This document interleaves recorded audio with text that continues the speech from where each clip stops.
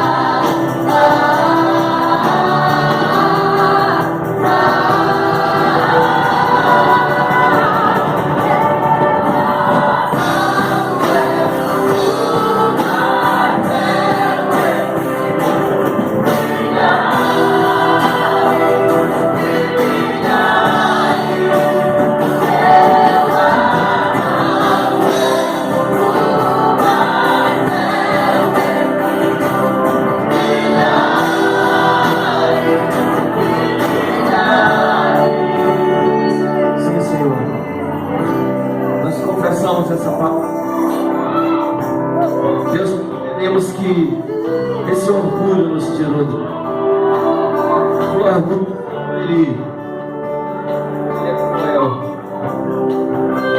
muitas vezes perverso. Mas essa noite nós jogamos por terra todo o nosso orgulho, o orgulho que sequestra, que nos rouba, o orgulho que nos cega da visão e nos tira o privilégio de viver as belezas que há no teu Evangelho. Esse orgulho hoje o Senhor libera por terra. Que a nossa mente, o nosso coração esteja exposto e disposto a entender, Senhor, tudo aquilo que o Senhor tiver para ministrar essa noite. Que tu possa encontrar, Espírito Santo, corações sensíveis e acessíveis a ouvir a tua voz e receber, Senhor, aquilo que o Senhor tiver para ministrar. Em nome do Pai, em nome do Filho, em nome do Espírito Santo. Forte aplauso, Jesus.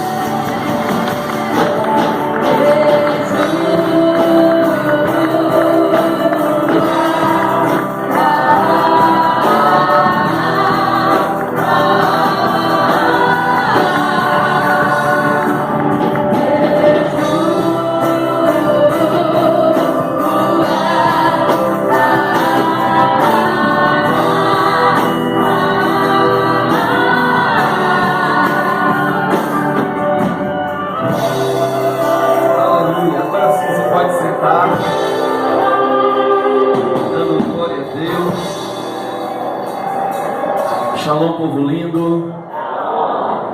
Aleluia. Estamos hoje no primeiro dia do nosso seminário de paternidade.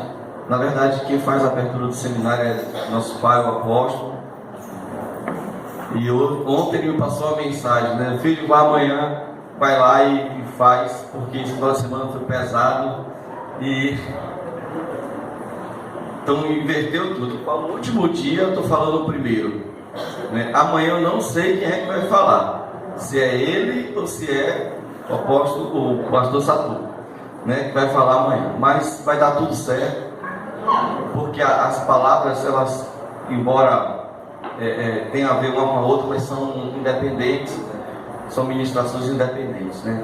E eu acredito que o Senhor tem muito a falar para a gente, né, sobre esse assunto, embora aqui na comunidade eu creio que é chover no molhado, pela compreensão que já existe aqui nesse lugar.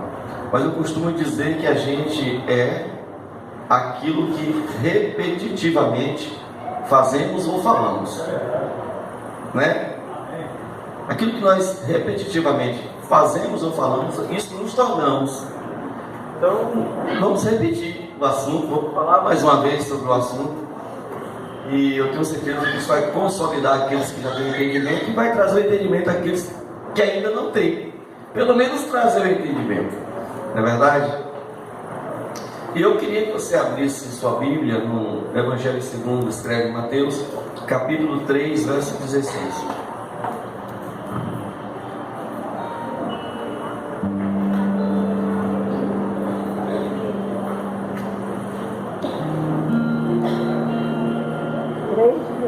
Mateus 3,16.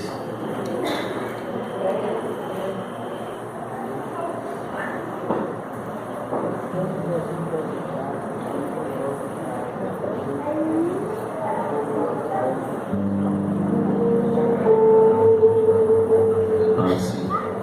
Então, para cima. Botaram para cima de volta, né? Não tem problema, qualquer coisa eu desço de novo. Diz assim: batizado que foi Jesus, saiu logo da água, e eis que se lhe abriram os céus, e viu o Espírito Santo de Deus descendo como uma pomba e vindo sobre ele. E eis que uma voz dos céus dizia: este é o meu Filho amado, em quem eu tenho prazer, ou em quem me comprazo. Lá no Evangelho de Lucas, se você apenas me acompanha na narrativa, capítulo 23, verso 46, diz assim: Jesus, clamando com grande voz, disse: Pai, nas tuas mãos entrego o meu espírito. E havendo dito isso, expirou. Querido, fazendo um paralelo dos dois textos, a gente percebe que Jesus, quando inicia seu ministério, aos 30 anos de idade, na experiência que ele tem ali no Rio Jordão, quando ele desce, entra naquela fila para ser batizado por João, o João estava ali batizando, chamando aquele povo de raça de víbora. E quando ele está nessa expectativa, batizando o povo, ele vê alguém diferente na fila, e esse alguém era o próprio Jesus, e ele aí reconhece e diz: eu não sou digno de ser batizado, mas é melhor que ele me batize. E os irmãos sabem dessa experiência, e o fato é que Jesus desce, vem as águas, João o batiza. Quando termina de batizar Jesus, ecoa do céu uma voz do Pai, dizendo: este é o meu Filho amado, em quem eu tenho prazer. Ou seja, Jesus, quando vai iniciar o ministério dele, ele inicia o ministério sobre a revelação da paternidade. E isso aqui é muito profundo, isso aqui é muito poderoso, porque essa palavra, este é meu Filho amado, em quem me comprazo, não é uma palavra criada meramente por Mateus ou por outros que assim narraram. Não, essa palavra já existia a partir de uma cerimônia, segundo o costume do judeu. Essa cerimônia chama-se o Barbaracá para os homens, Bar Bitsavá para as mulheres, filho da bênção, filha da bênção. É uma cerimônia que ainda nos dias de hoje é vista lá pelo judeu, e eu já assisti uma aqui na Bahia, ali em São Felipe, a do filho do nosso pai, e para mim foi uma das mais belas cerimônias que eu já vi, mais poderosa. Eu chorei a cerimônia inteira, de tão bonita que é. Essa cerimônia ela ocorre quando o menino ou a menina está deixando de ser, está passando da fase da inocência para a fase do conhecimento. Quando o pai ou a mãe judeu percebe que o filho está passando por essa fase, eles aí então, independentemente de ele estar trocando de idade ou comemorando mais um ano de vida, eles fazem a cerimônia do Bar Mitzvah ou do Barbaracá. E essa cerimônia, ela dura 8 dias. É uma festa que demora 8 dias. Imagine você, 8 dias, os pais celebrando a festa em prol do seu filho, pelo motivo do seu filho estar deixando a fase da inocência e passando para a fase do conhecimento. Que para os judeus eles não conseguem entender a adolescência, é a inocência e a fase adulta. E aí essa cerimônia, durante todos os 8 dias, independentemente de ser homem ou mulher, em um determinado tempo do dia, o pai pega o filho pela mão e leva no quarto e começa a falar e a ensinar o seu filho sobre as coisas que vão ocorrer dali em diante. Inclusive fala sobre as transformações que vão ocorrer no corpo do filho ou da filha. E talvez você esteja se perguntando: e é o pai mesmo sendo mulher? É. Porque se você não sabe, pai, o detentor da virgindade da sua filha é você. O detentor da virgindade da filha e do filho é do pai. É responsabilidade do pai. Quem tem que guardar o filho ou a filha para o seu esposo ou esposa é o pai, não é a mãe. Saiba disso. E aí o pai chama, começa a falar das mudanças que vão ocorrer no corpo, né? Vai nascer pelo, vai crescer isso, e você vai... Isso é bom, isso não é ruim. Você vai precisar aprender a conviver com isso, com esse sentimento. Você vai ter que respeitar o outro. Enfim, ele passa 8 dias, em determinado tempo do dia, dando um conselho. Eu, quando aprendi isso, irmão, eu digo: meu Deus, quanto a gente, nós, ocidentais, estamos distantes da criação certa, correta com nossos filhos. Se eu fizesse aqui agora uma pesquisa e perguntasse quantos aqui receberam orientações do pai quanto à sexualidade e outras coisas mais, quando você deixou de ser menino para ser homem, quando você deixou de ser a menininha que menstruou pela primeira vez, e eu posso apostar que a maioria não recebeu. Isso é muito ruim, isso é muito difícil, pois o judeu faz isso. E no último dia da festa, depois de toda a cerimônia, sendo menino ou menino, eles colocam o menino numa cadeira, 4 pessoas levantam a cadeira, pois a intenção da festa é apresentar o filho ou a filha para a sociedade adulta, como um novo adulto da sociedade. É muito interessante. Eles botam uma cadeira, levanta a cadeira, e o pai, se não me falha a memória, dá 7 voltas em torno da cadeira e vai dizendo: este é meu filho amado em quem eu tenho prazer. Este é meu filho amado em quem eu tenho prazer. Detalhe: essa cerimônia só pode ser feita se o filho for legítimo. Se ele não for legítimo, ele não pode passar por essa cerimônia. Ou seja, se houver qualquer variação de dúvida quanto à paternidade ou à maternidade entre o cônjuge do filho, a cerimônia não pode ser feita. E aí logo você vai entender o porquê que ocorreu isso com Jesus. Porque Jesus não pôde ter o barbaracadeiro. Por quê? Porque da experiência de Maria com o anjo, e ficou aquela dúvida pairando na mente das pessoas, e Jesus passou 30 anos para poder ter o seu barbaracá. Depois de 30 anos que ele é batizado, quem é que vem fazer o barbaracá dele? Deus. Este é o meu filho amado, em quem eu tenho prazer. Aleluia. Glória a Deus. Pegou? Poderoso isso. Jesus, ele só inicia o ministério dele quando ele tem a revelação da verdadeira paternidade dele. Essa noite o Senhor vai destravar muito o ministério aqui. Porque tem gente que ainda não entendeu isso. Tem gente que está com o ministério travado, porque talvez você nunca chamou alguém de pai.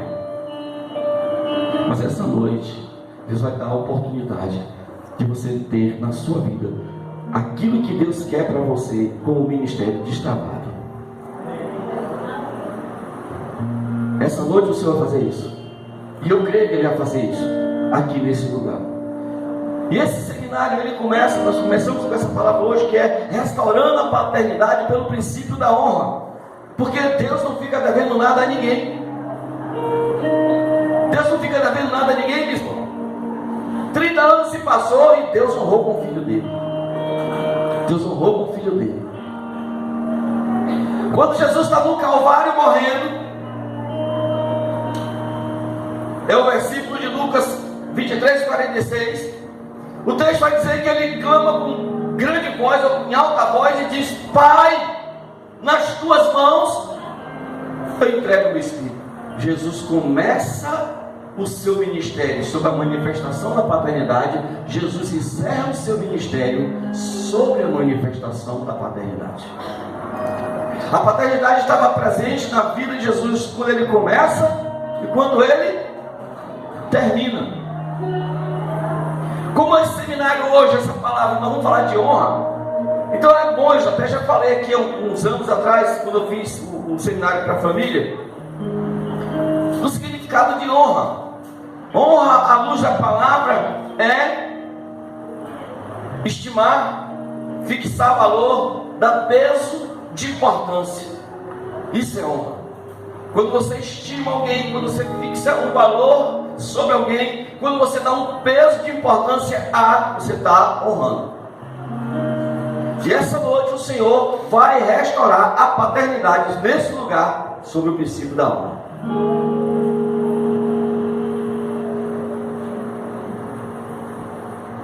E eu quero então dizer para você que o esforço de Deus ia começar a pensar pelo caso de Jesus. Nunca foi para se revelar para você como Deus, mas como Pai.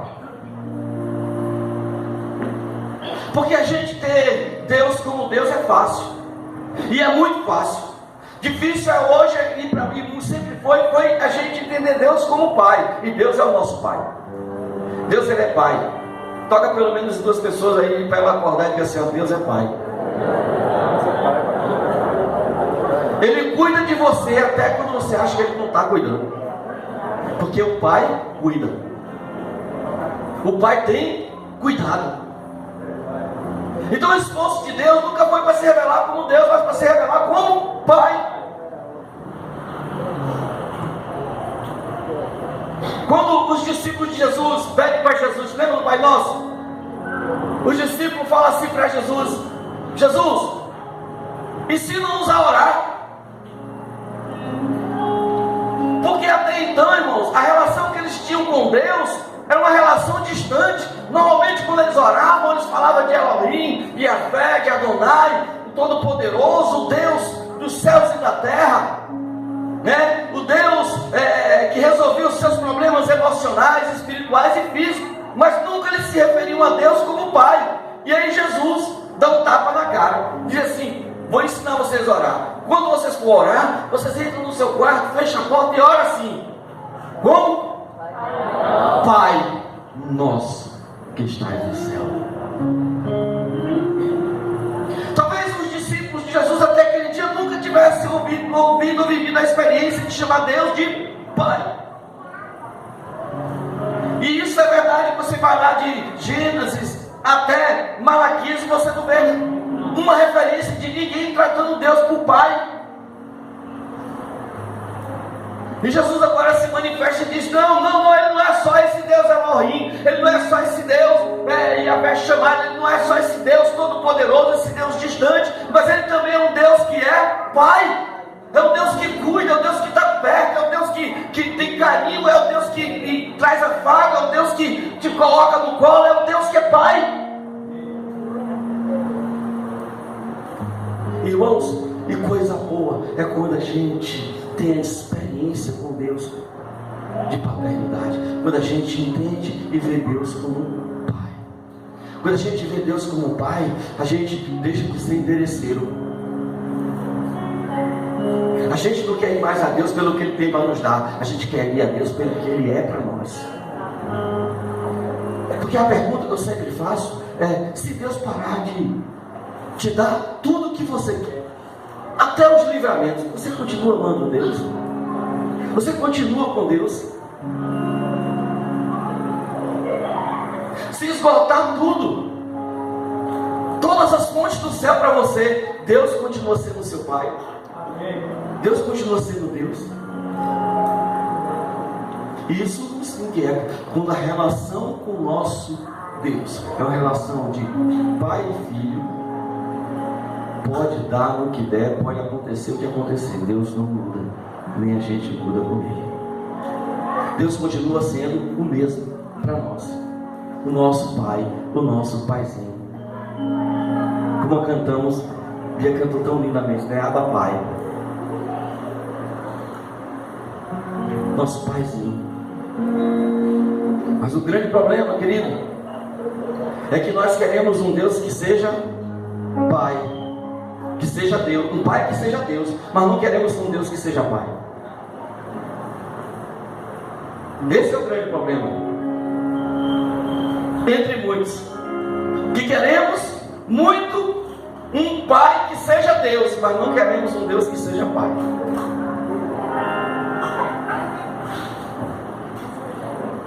E Deus é nosso Pai. Então a primeira coisa que eu quero que você aprenda essa noite: sobre paternidade. Que Deus, além de ser Deus na sua vida, Ele é seu Pai.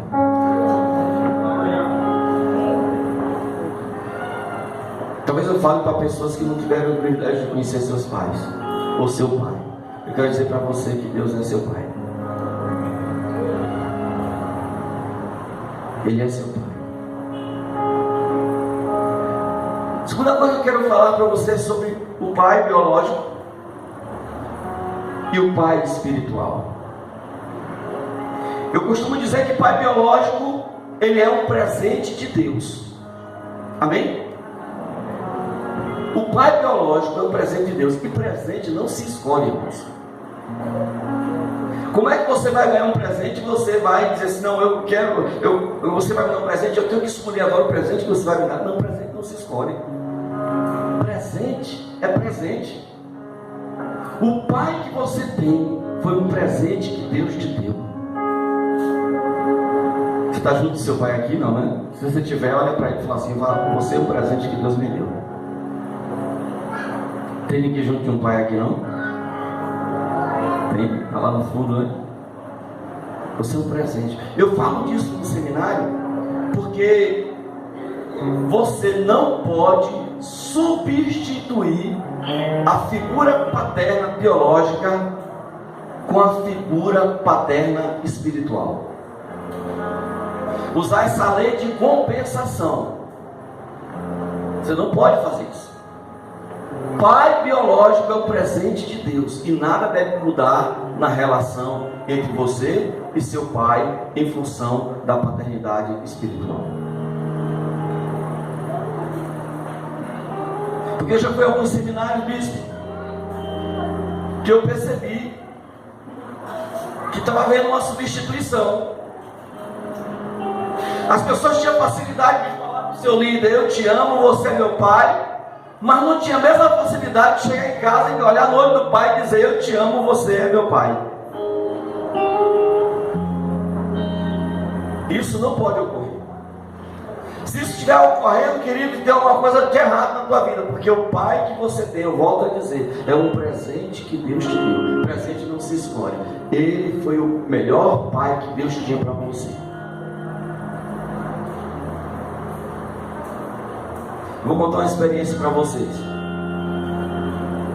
Eu tive dificuldades com meu pai. Tive muita dificuldade. A relação de meu pai e minha mãe sempre foi muito difícil. Talvez poucas pessoas aqui conheçam a minha família. Meu pai e minha mãe, eles brigavam muito. Minha mãe era muito ciumenta, é muito ciumenta. Minha mãe tem 77 anos e ainda é muito ciumenta. Minha mãe é tão ciumenta, eu já falei isso aqui, é tão ciumenta minha mãe, que se ela dormir com meu pai com as pernas por cima dele e ela sonhar que ele estava com outra de manhã, nem Jesus tira da mente dela que ele não estava. Ela é desse jeito. Ele, mas eu dormi contigo, eu acho que você me largou aqui, botou a coberta em cima de mim e saiu, e me traiu. É minha mãe, e ela tem 77 anos. Por conta dessas brigas, desse ciúme, minha mãe brigou muito com meu pai. E há uns anos atrás, muitos anos atrás, essas brigas chegaram aos extremos. Chegavam às vias de fato. Eles se esmurraram. Eu já vi cenas que você jamais imaginou de se ver entre um pai e uma mãe. Meu pai já tentou matar minha mãe algumas vezes. E eu com 12 anos de idade, eu tomei a pior decisão da minha vida. Eu disse, eu vou ficar inimigo de meu pai. E fiquei inimigo de meu pai. Eu resolvi que ele não era uma pessoa importante para mim. Aos 13 anos eu comprei uma arma e eu disse, eu vou matar meu pai. E quando você honra essa paternidade, quando eu comecei a honrar meu pai e essa paternidade, eu comecei a perceber que eu tinha uma proteção, mas eu era protegido, porque a paternidade traz proteção, irmãos. A paternidade traz proteção. Diz aí, bom pessoal, a paternidade traz proteção.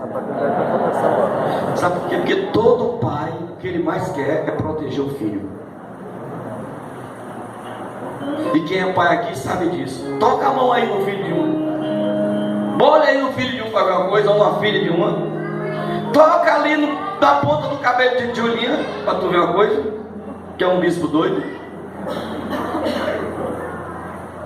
Porque o pai protege. O pai protege.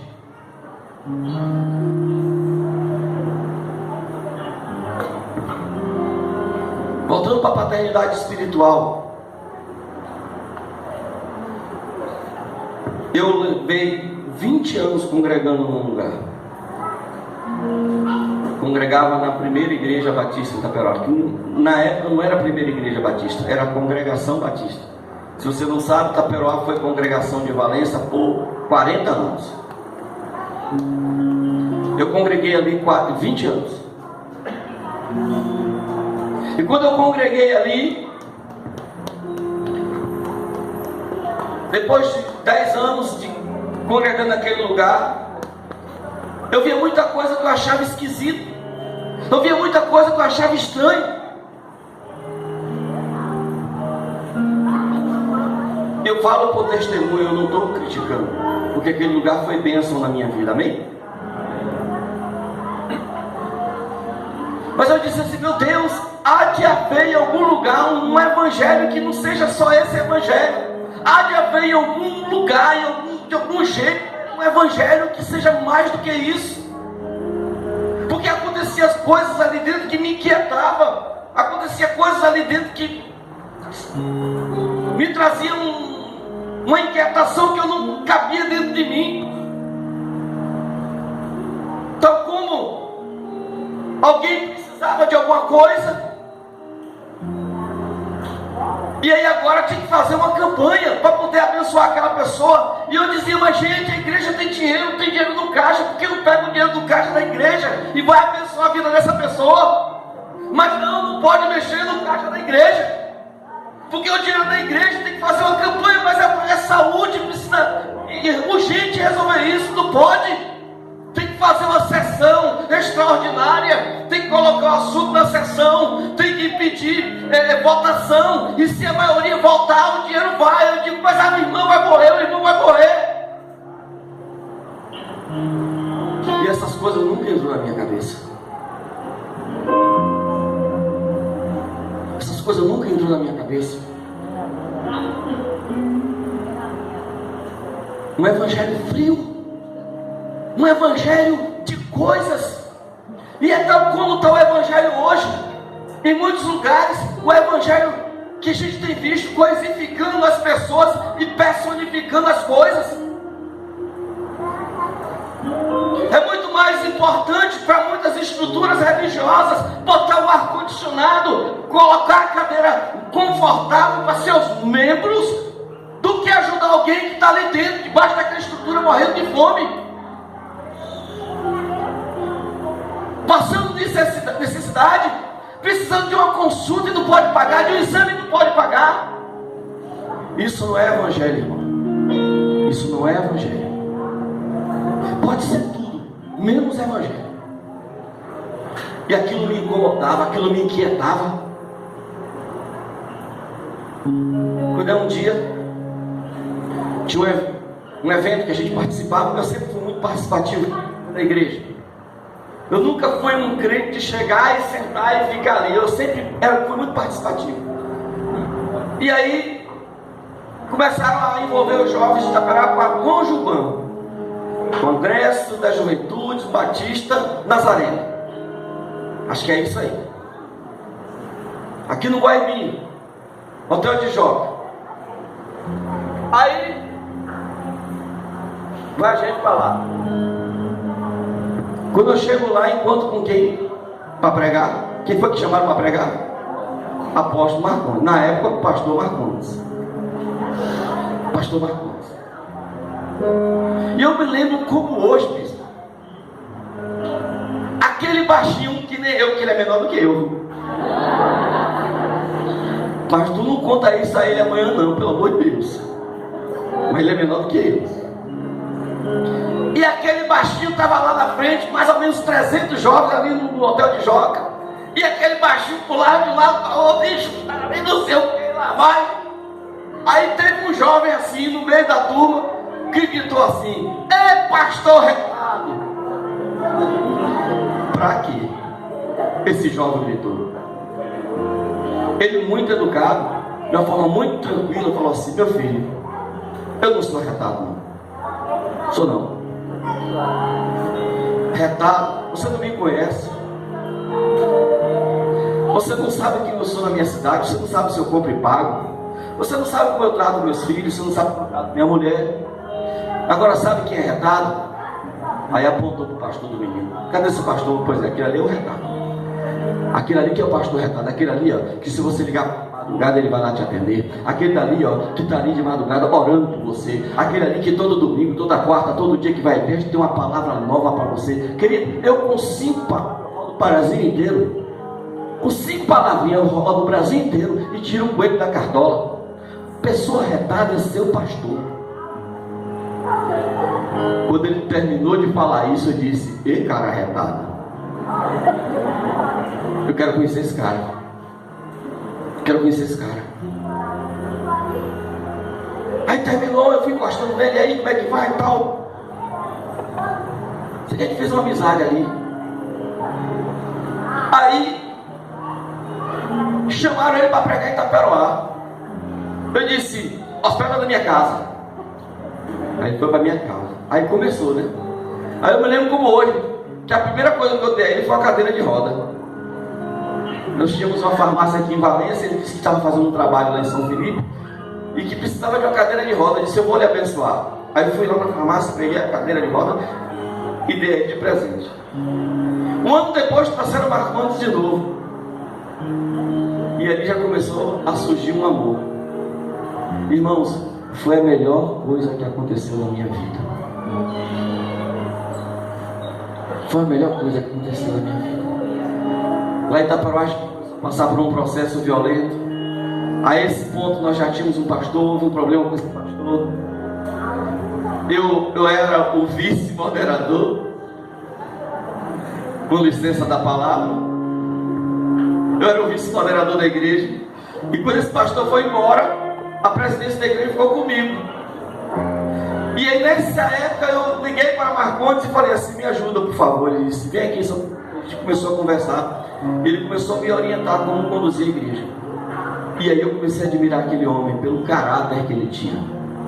Ele nunca ele falou nada que infligisse os preceitos daquela igreja. Nunca ele esboçou qualquer tipo de sentimento no sentido de dizer assim: nós vamos ali e vamos tomar, ou vamos... Nunca. E isso começou a cativar o meu coração. Até o dia que eu fui convidado a me retirar daquele lugar. Literalmente. Dia de quarta-feira fizeram um culto, a igreja estava bem cheia. A igreja, um culto de quarta-feira que só ia 20, 30 pessoas, naquele dia deu 100 pessoas. E o motivo era só tirar o pastor, o da frente da igreja, tirar da igreja. Ele era eliminado o rol de membros. Foi desse jeito.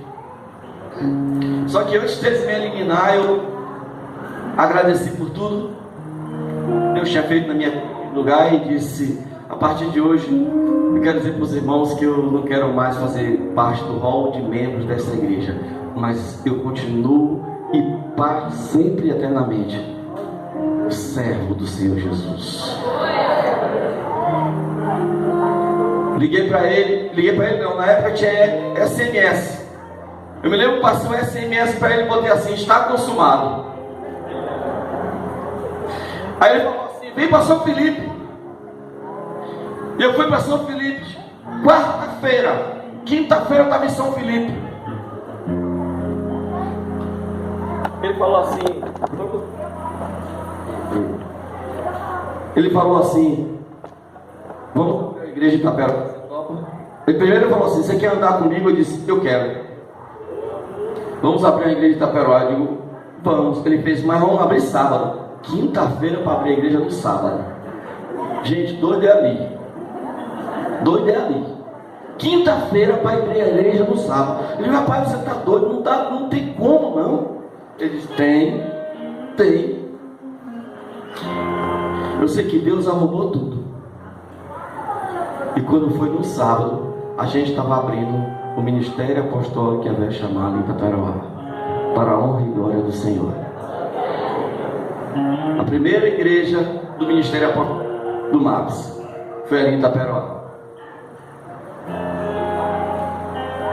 E aí eu comecei a admirá-lo, a chegar para perto dele. Eu tenho 9 anos que eu ando com o Marcondes.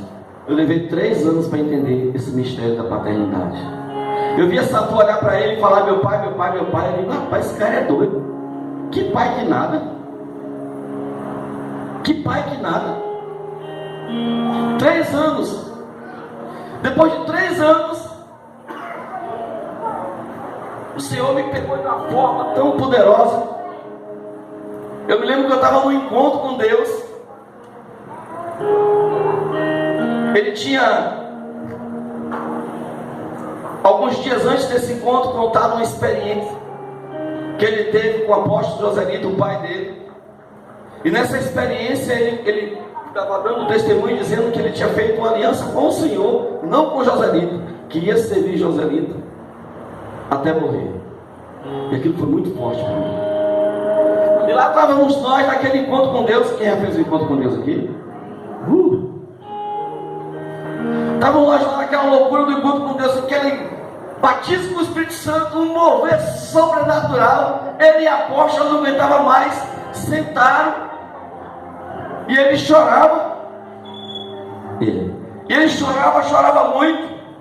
E o Senhor disse: agora está na hora dele colher o que ele plantou, e ele vai colher na tua vida.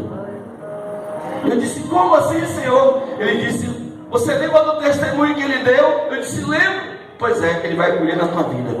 Eu quero que você faça uma aliança com ele. Eu me lembro que eu já cheguei junto dele de joelhos, lavei os pés dele e de minha mãe, e disse: eu vou servir a vocês até Jesus voltar ou até eu ir, porque hoje eu escolhi vocês para serem meus pais, para serem meus pais. E vou falar uma coisa para você, e assim é. E toda vez que eu tenho oportunidade, eu faço isso que eu estou fazendo agora, eu falo, porque a confissão legitima a sua decisão. Cada vez que você confessa, você está dando legitimidade. Já fui, porque você sabe que esse meio que a gente vive é um meio muito cruel. Já fui assediado por muitos aí, me chamando para reuniões, me chamando para ir aqui e acolá. E eu sei que a intenção era tipo assim: aqui está melhor para você, então vamos apresentar um negócio melhor do que esse tal desse Marcos, do que esse tal desse Marconi. E eu toro logo no meio. Eu corto logo na cima. Que história é essa? Uma vez eu estava em Itaperoá, teve um desavisado que foi com a história de cerca meu gado aí. Não, porque Marcondes é isso, aquilo, é gente boa, não sei o que e tal. Lá vai, o cara é gente boa, o cara prega. Mas, não é que ele falou esse mais, ele falou 2 palavras. Eu disse: vem cá, é impressão minha ou você está falando mal do meu pai? Não, você não está me entendendo. Quem não está me entendendo é você. É impressão minha ou você está falando mal dele? Porque o filho que tem legitimidade de filho, ele não fala mal do seu pai, nem deixa que ninguém fale mal do seu pai.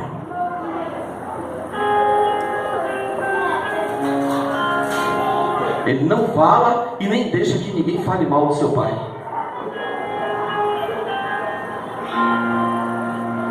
Lealdade e fidelidade. O fiel, ele até que não fala mal, mas se alguém falar, ele se cala. Mas o leal não. O fiel e leal, ele não fala mal e não deixa que ninguém fale mal do seu líder, do seu pai espiritual. Olha para essa pessoa que está do teu lado, pelo menos 3 pessoas falam assim: você precisa ser filho fiel e leal.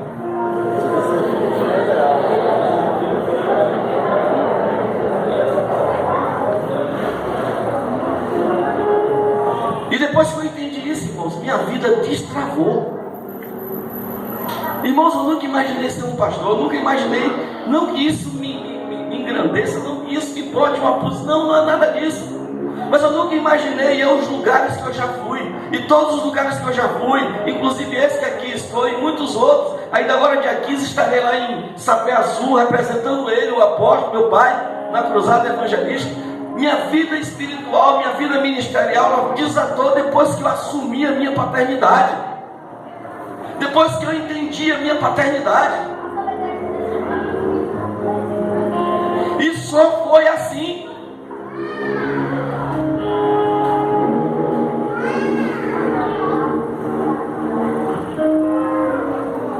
Quando nós estávamos ali em Itaperoá, nós começamos no centro a gente alugou o clube. Itaperoá tinha 2 clubes, um caiu e o outro eu aluguei. Quando eu aluguei esse clube, o pessoal de Itaperoá pirou, porque era o único lugar que tinha que fazer as festas de casamento. Eu aluguei e pronto. E está lá até hoje na pendeira. Eu só saí de lá, mas até hoje não conseguiram mais fazer festa lá. Aleluia. Só que em cima do clube é casa de morada. E lá em cima morava um advogado. E você sabe que a igreja é barulhenta, e nós somos barulhentos. Eu vou dizer uma coisa para você, vou até falar baixo para vocês não ouvir. Coisa ruim é morar junto de igreja, de pastor do MAPS. Quem pensa no povo que gosta de zoado é nós. Resultado, esse advogado começou a cismar comigo. Quando um dia eu terminei o culto, fui para a orla. Cheguei na aula, estava um discípulo lá, um filho, ele falou assim: meu pai queria falar com você. Eu disse: o que foi, meu filho? Rapaz, o fulano estava aqui, tal, estava chateado. Eu não que nada. Sabe o que ele disse? Eu digo: o que ele disse? Ele disse que vai dar um jeito em você, que ele não vai sujar as mãos não, mas vai mandar ele matar. Assim mesmo. Aí eu dei risada, ele fez: não dei risada não, que ele está falando sério, que esse cara mexe com tudo, não é coisa ruim. Aí eu digo: meu Deus. Foi no outro dia, eu fiz uma reunião com minha equipe de governo e contei. Eu digo: ó, se acontecer alguma coisa comigo, pelo menos a minha equipe de governo vai saber quem deve ser investigado. Só que eu não dei conta que minha filha biológica fazia parte da equipe de governo. Ela ficou inquietada com aquilo. Quando foi na terça-feira de manhã, ela ligou para Satu: Satu, está acontecendo isso assim, assim, assim. Satu, por sua vez, ligou para quem? Para meu pai. Isso era 8 horas da manhã de terça-feira. Eu estou na farmácia 11 horas do dia. Minha esposa, meu amor, me liga e fala assim: vem aqui em casa que o apóstolo está aqui. Eu digo: hoje é dia de terça-feira, mas eu não quero nem quanto é quarta. Está aqui, quer lhe ver. E aí vai eu para casa. Chego em casa, e aí denuncio, deve ter sido alguém que falou para ele, ele veio ver. Irmãos, foi falar para ele, na hora que ele soube, ele só foi ligar o carro e descer. Foi o tempo de sair de São Felipe a Itaperoá. Aí engraçado que eu estava em casa, ele estava em casa, quando eu cheguei, ele fez: e aí, varão? Quem é que quer te matar mesmo aí? Eu digo: pronto, chegou o cara para resolver meu problema agora. Ele fez: não de nada não, mas é um cara aí que está querendo. Pois é, porque eu vim para pelo menos ele ter 50% de chance. Tu corre para um lado, eu corro para o outro. Nós vamos dividir a possibilidade dele. Eu estou pensando que ele vai dizer: não, pai, eu vim para poder ir lá, para a gente conversar com esse cara e tal, lá vai. Ele disse: não, eu vim para dar 50% de chance. Depois ele correu para mim, me deu um abraço. Um dos abraços que eu precisava. Me deu um beijo e disse: meu filho, a nuvem andou. Vamos sair daquele lugar. Vamos sair dali. Irmãos, era tudo que eu precisava, porque a paternidade, ela protege. A paternidade, ela quer ver o filho bem. A paternidade, irmãos, ela rompe a geografia e vai até onde está o filho aflito, para aliviar esse coração do filho. O bispo sabe, a gente vai para lá para a casa deles, a gente já vai para a cozinha. Henrique, esse toma o tererê dele todinho. Às vezes eu durmo lá, o bispo e a bispa dormem no quarto do fundo, eu durmo cá no da frente. Às vezes estou lá, a cama forrada, não é assim? Caminha forrada. Minha mãe levanta de manhã cedo, meu filho, você quer comer o quê? Isso é paternidade. Aquela mulher chique, vocês veem aqui, aquela loira chique, ela levanta de manhã para perguntar o que eu quero comer, quando eu estou dormindo lá. Coisa linda, coisa boa, é ter um pai espiritual. Coisa maravilhosa a gente ter um pai espiritual. E quando eu comecei a destravar esse mistério na minha vida, lá em Itaperá começou a acontecer o que aconteceu aqui. Eu comecei a ter filhos.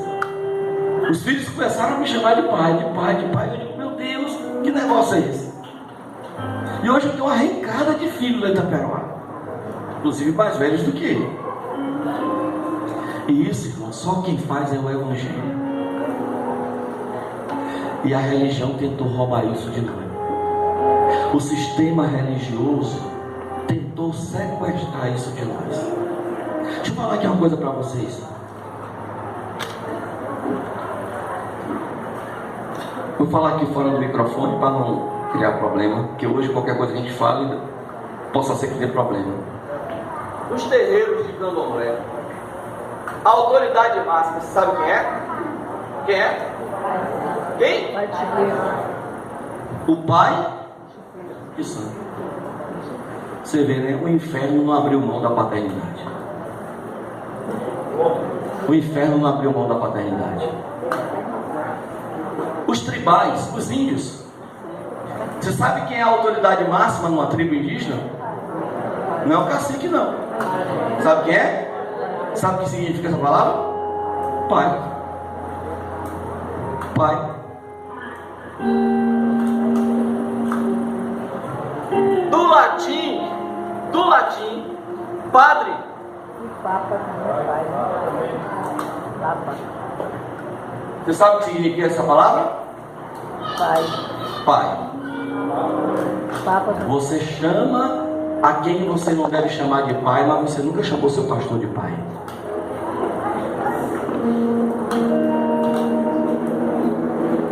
Percebe? Percebe? Você chama quem você nunca deveria ter chamado de pai, porque toda vez que você abre a sua boca e fala padre, você está dizendo assim, pai. Mas você nunca chamou o seu pastor de pai. Roma não abriu mão da paternidade. Os tribais não abriram mão da paternidade. O inferno não abriu mão da paternidade. Mas você tem aberto mão da sua paternidade.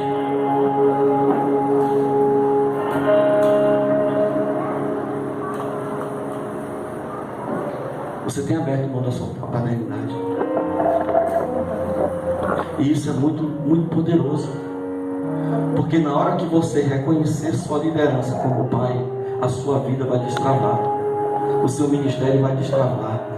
Algo poderoso vai começar a acontecer na sua vida. Você está aqui comigo? Você está entendendo essa palavra? E tudo que o inferno vai militar contra você é para você nunca reconhecer o seu pastor como pai. Sabe por quê? Porque se tem alguém que nunca teve direito à paternidade, foi o diabo. O diabo perdeu o direito à paternidade quando ele quis ser como Deus e desonrou Deus. Ele perdeu o direito à paternidade. E tudo que ele quer é ver filhos órfãos. Tudo que ele quer é fazer o que esse sistema religioso faz. Quer ver você como mais um número, como um membro. Porque o sistema religioso ele é perverso. Ele não está interessado em que você reconheça o seu pastor como pai. Ele quer que você seja mais um membro. Não muito distante, quando a gente se reúne com alguns pastores que não são da nossa estrutura e começa a conversar, a primeira pergunta que eles fazem para a gente, sabe qual é? Tem quantos membros na sua igreja? Você sabe qual é a segunda pergunta que eles fazem? Quanto entra de dízimo lá? Aí um dia um me perguntou, eu já tinha aprendido com meu pai, porque filho aprende com o pai. Quantos membros tem na sua igreja? Eu digo, rapaz, não dá para contar não. Dá não. Eu digo, como assim, pai? Está pegando um lugar pequeno? Eu digo, mas não dá para contar não, macho. É muita gente, fazer conta, gente que não cabe mais. Como assim? Eu digo, rapaz, é milhões. Ele disse, você está tirando de mim. Até que a pessoa entendeu, já sei, pois é essa igreja que eu pastoreio, a igreja do meu pai. Mas o sistema, ele quer ver você como um número, como esse membro, para massagear o ego do líder, quando ele estufa o peito e fala assim, a igreja que eu pastoreio tem 1000 membros. A igreja que eu pastoreio é a mais antiga da cidade, tem 150 anos na cidade. E esse povo parece que esquece a lógica de Deus, que quando diz que os últimos serão os, que o menor será o maior, que os loucos vai confundir o sábio. A lógica de Deus é contrária, é completamente inversa a compreensão desse sistema perverso e corrompido. É completamente inversa.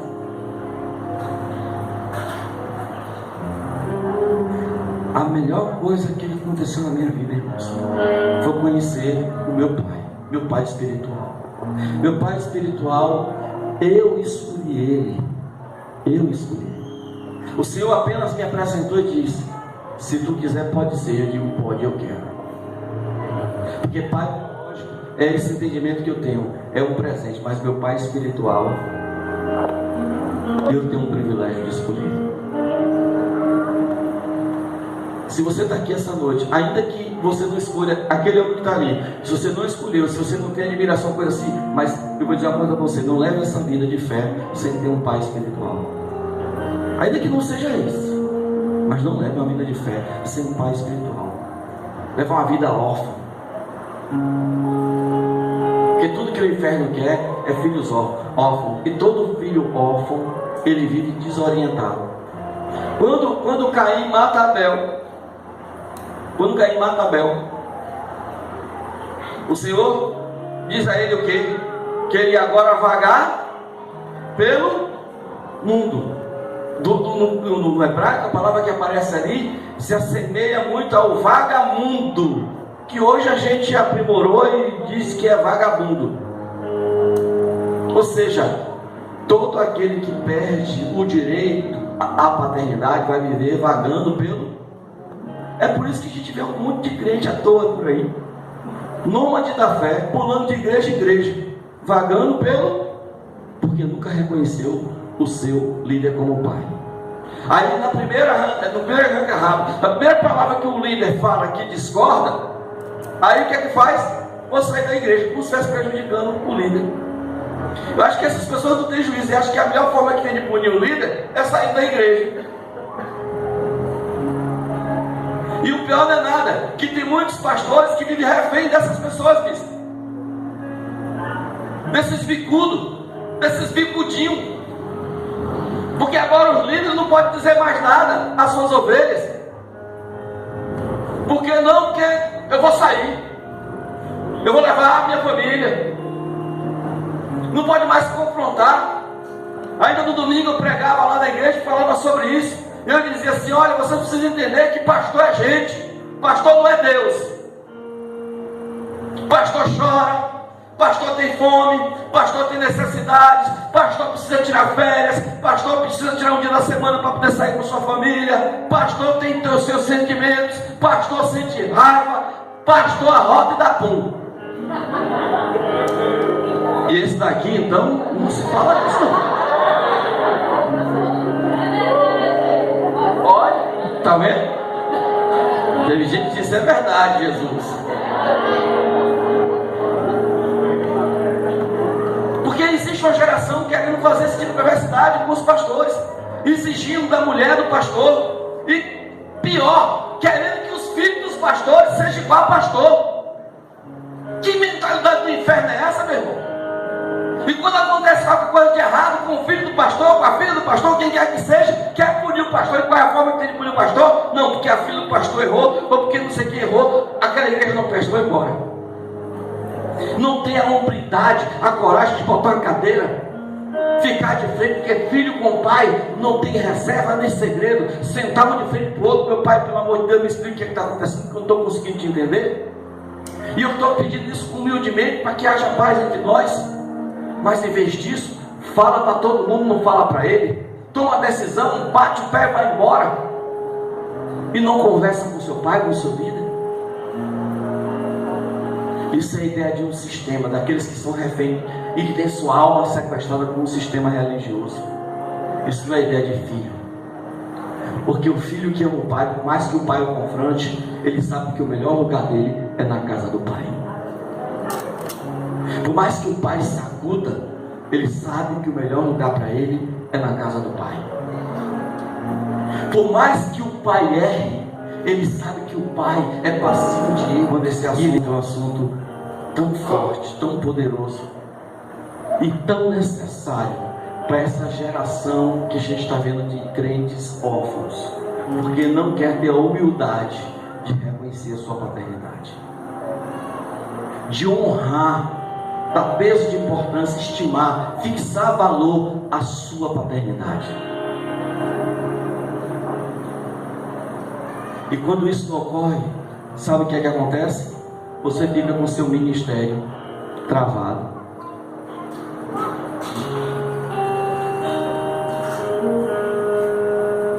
Para a gente encerrar, porque tem muita coisa para falar do que eu escrevi aqui, do seminário propriamente dito. Eu não falei 10%.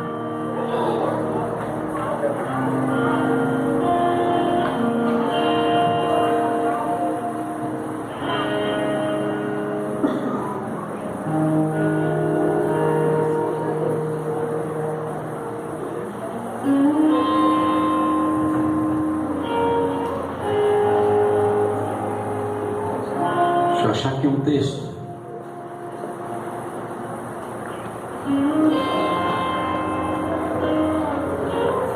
O Salmo 127, versículo 3.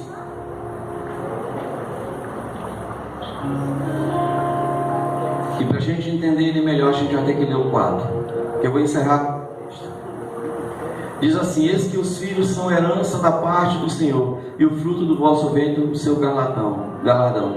Como flechas na mão do arqueiro, assim são os filhos. Como flecha na mão do arqueiro, assim são os filhos. Você sabe qual é o entendimento desse salmo?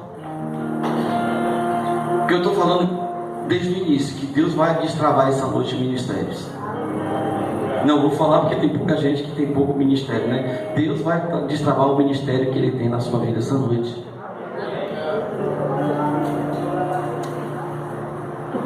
O texto diz que o filho ele é como flecha na mão do arqueiro.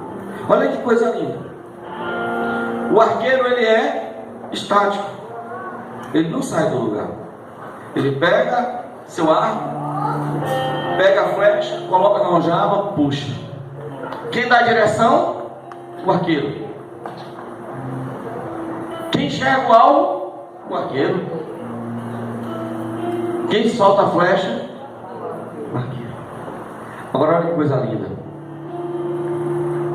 Quando ele solta a flecha vai e ele fica. Sabe o que isso quer dizer? Que aquele a quem Deus destravar o ministério, que você vai a lugares que seu pai ainda não foi. Você vai alcançar objetivos que seu pai ainda não alcançou. Porque filho, e essa é a beleza da paternidade. A alegria do pai é ver o filho chegar onde o pai não chegou. A alegria do pai, né? Meu sonho, aí eu falo agora como pai biológico, meu sonho era ser médico. Eu nunca consegui. Talvez quem saiba, né? E hoje eu tenho um filho estudando medicina. Ainda hoje a gente estava vendo o Instagram, as fotos dele, os vídeos. E é uma coisa que nos realiza, né? E a gente se sente realizado. Eu não consegui, mas meu filho vai ser médico. E isso enche meu coração de alegria. Minhas duas filhas são fisioterapeutas, trabalham conosco, na nossa clínica. E meu filho vai vir para trabalhar conosco também. Trabalhar lá, cuidar, né?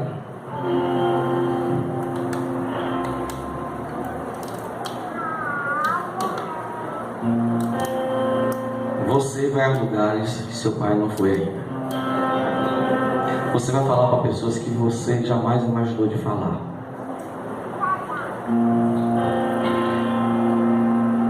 Eu vou falar de novo porque o povo não está entendendo. Você vai a lugares que seu pai ainda não foi. Você vai falar para pessoas que você jamais imaginou de falar.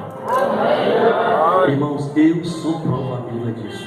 Essa pessoa que está na sua frente é a prova disso, viva disso.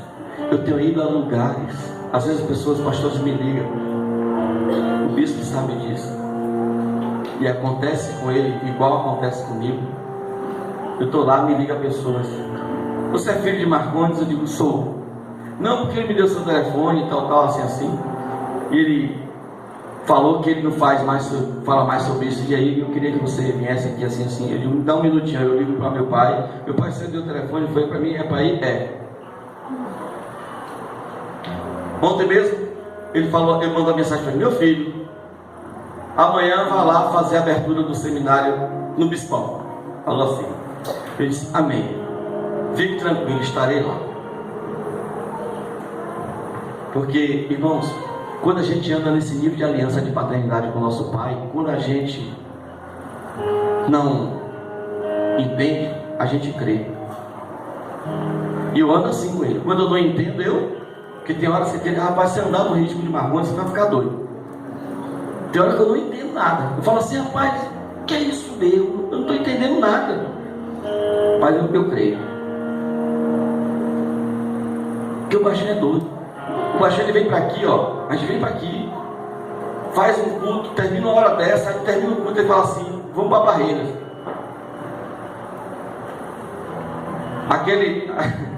Aquele dali, ó, é porque eu não gosto de falar muito, viu? Aquele ali, ó, me deixa no vácuo direto. Um dia ele estava lá em Barreiras, aí fomos na padaria comprar um pão. Eu disse: rapaz, ele e Danilo, rapaz, bora conhecer nosso pai para sair amanhã de manhã. A noite já está perdida. Vamos dirigir a noite toda para quê? Vamos embora amanhã de manhã. Ele fez: é mesmo, rapaz? O dia amanhã está perdido. Ainda que a gente chegue de manhã em casa, vai dormir o dia todo. Ele fez: é mesmo, tá certo. Chega lá e vai convencer. Ficamos na casa do bispo Danilo com pão, tal, vai. Eu disse: meu pai, rapaz, e aí tal, estava ali conversando com o bispo pra gente só sair amanhã de manhã e tal. Ele fez: homem, quando terminar o culto, quem quiser falar comigo tem que me esperar lá em Seabra, com o cartaz na mão. Não é não, bispo? Ele fez: é verdade, é assim mesmo. Olhei pra cara do bispo, miserável, rapaz, só o cara concordando comigo, rapaz, distante. E assim foi. Terminou o culto. Ele pregou numa igreja, eu preguei em uma, que não tem isso, né? Depois que a gente vai fazer aula, essas coisas, um prega na igreja, meu Deus.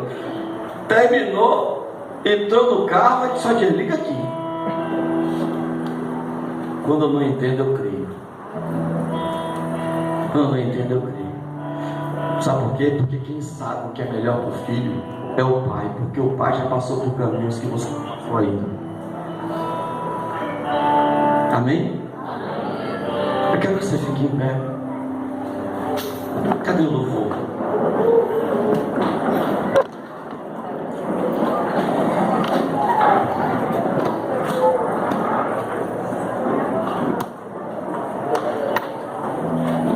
Quero adorar, quero cantar, mas eu quero orar por você.